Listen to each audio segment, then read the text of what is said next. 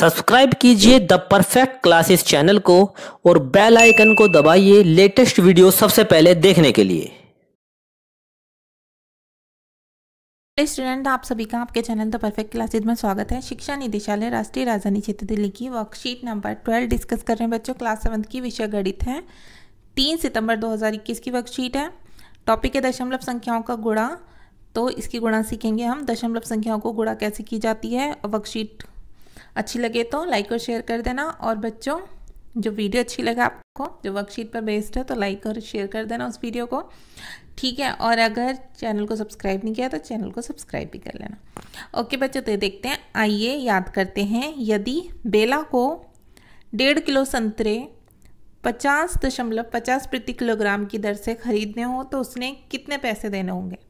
हाँ, इसके लिए उसे वजन को दर से गुणा करना होगा। अतः मूल्य आ जाएगा, तब मूल्य आएगा जब हम इसको 1.5 को 50.50 से गुणा करते हैं, ठीक है।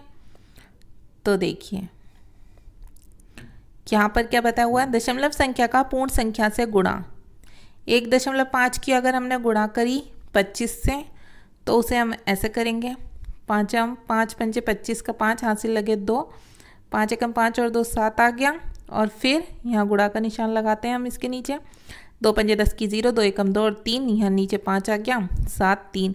अब देखो एक अंक के बाद दशमलव है तो यहाँ भी एक अंक के बाद लगा दिया, 37.5 आ गया, ठीक है। देखना पड़ता है, एक दशमलव स्थान है तो यहाँ पर भी एक दशमलव स्थान ही रखना पड़ेगा।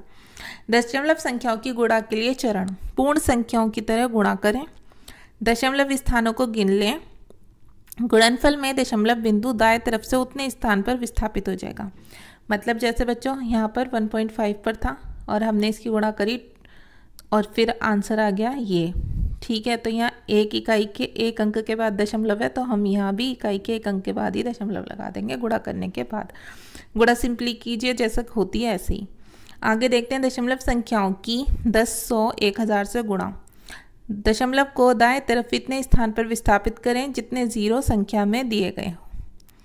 देखिए अगर 10 से गुणा करनी है, ठीक है, तो दशमलव आ जाएगा एक ही संख्या के बाद, ठीक है। अगर 100 से करनी है तो 2 संख्या के बाद दशमलव आ जाएगा। अगर 1000 से करनी है तो 3 संख्याओं के बाद दशमलव आ जाएगा, ठीक है। अब देखिए यहाँ पर 2 दशमलव संख्याओं की गुणा। ऊपर दिए गए चरणों की सहायता से संतरे का मूल्य ज्ञात कीजिए। तो जो ऊपर वाला सवाल था 50.50 उसकी गुणा यहाँ पर की गई है। तो ये गुणा कर ली पहले 5 से, फिर 1 से कर ली, यहाँ तो गुणा का निशान आ ही जाता, फिर इसका टोटल कर लिया।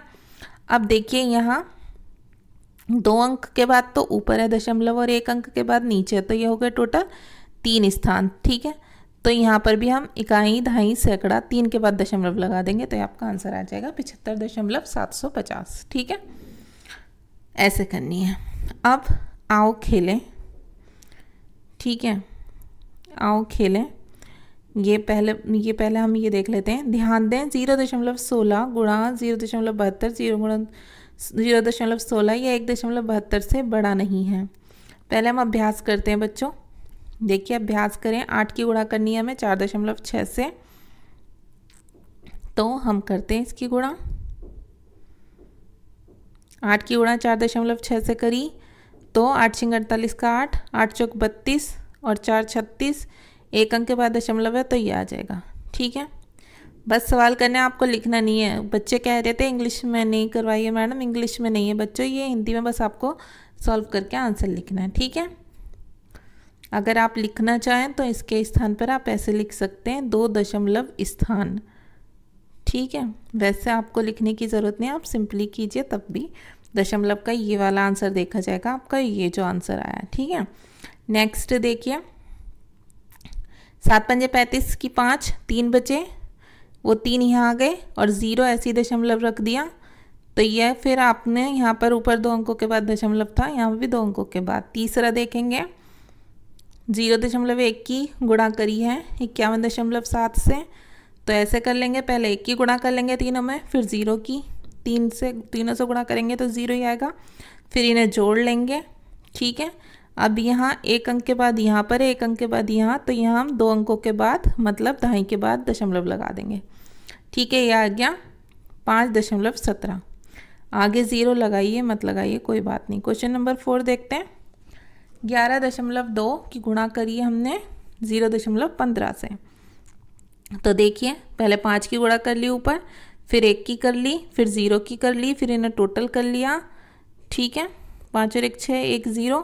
अब यहाँ 1 2 2 अंक के बाद दशमलव है, ऊपर 1 अंक के बाद, तो यहाँ 3 अंकों के बाद दशमलव लगा दिए, ये आंसर आ गया। ठीक है, अब क्वेश्चन नंबर 5 था। क्वेश्चन नंबर 5 हम यहाँ पढ़ लेते हैं। आयत का क्षेत्रफल ज्ञात कीजिए जिसकी लंबाई 5.7 सेंटीमीटर है तथा चौड़ाई 3 सेंटीमीटर है।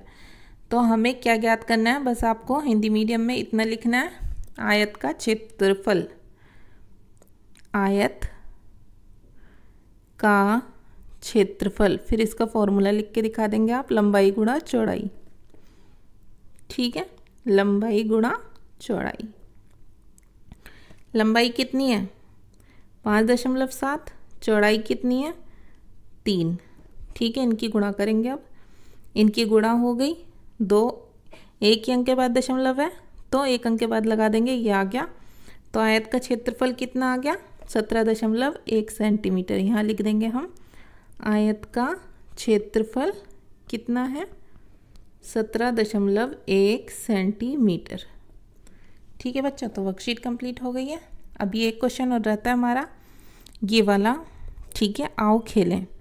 तो देखिए 2.5 की जब हम गुणा करेंगे 5 से, तो देखिए 2.5 की हम गुणा करेंगे 5 से, 5 पंजे 25, 5 दूनी 10 और 12। ठीक है, 1 के बाद दशमलव है तो ये लगा लेंगे, तो यहाँ कितना आ गया 12.5।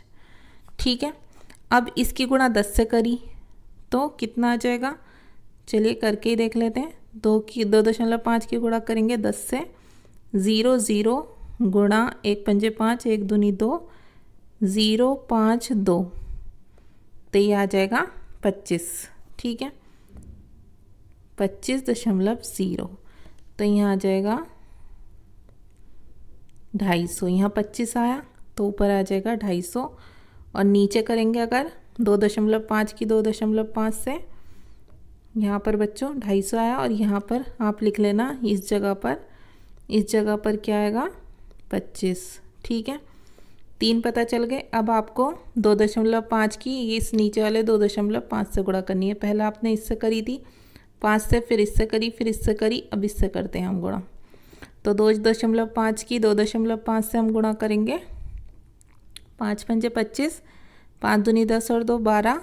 ठीक है, अब हम गुणा करते हैं, 2 पंजे 10, 2 दूनी 4 और 1 5, तो ये आ गया 5 2 6। 2 अंकों के बाद दशमलव लगा देंगे, 6.25, तो यहाँ पर आ जाएगा आंसर में 6.25। तो ये चारों की गुणा हो गई। तो ठीक है, आपकी वर्कशीट भी सॉल्व हो गई है। मिलते हैं नेक्स्ट वीडियो में। Thanks for watching.